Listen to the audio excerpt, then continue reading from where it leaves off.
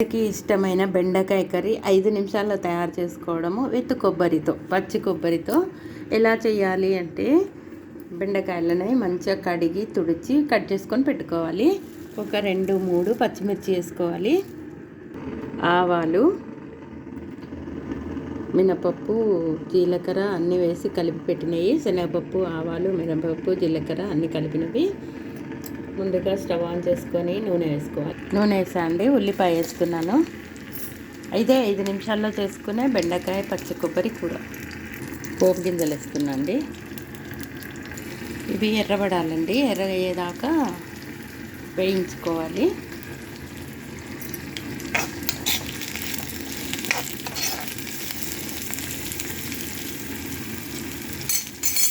పసుపు మాత్రం పోపులోనే వేసుకోవాలండి, ఎందుకంటే ఎల్లో కలర్ మంచిగా వస్తుంది.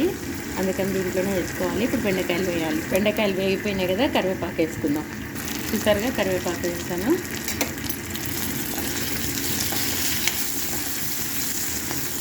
ఎర్రగా అయిపోయిందండి, బెండకాయలు వేసుకోవాలి. బెండకాయలు వేసుకొని కంపల్సరీ మనము ఉప్పు వేసుకోవాలండి. దీంట్లో తొందరగా ఉడికిపోతుంది. సరిపడా ఉప్పు అండి. కొంతసేపు మాత్రం మూత పెట్టుకోవాలి కంపల్సరీ బెండకాయకి. ఈలోగా కొబ్బరి మిక్సీ పట్టేసుకుందామండి. ఈసారిగా బెండకాయ ఉడుకుతూ ఉంది. దీన్ని కలిపి మళ్ళీ ఒక్కసారి 2 నిమిషాలు మూత పెట్టేసుకున్నాం అనుకుంటే బెండకాయ కర్రీ రెడీ.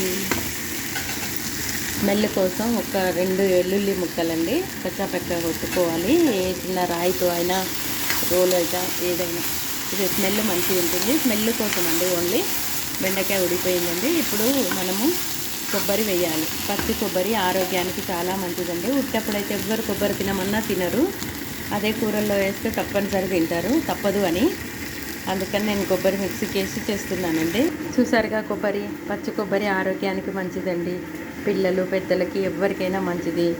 షుగరు, బీపీ అన్నీ కంట్రోల్ చేస్తుంది.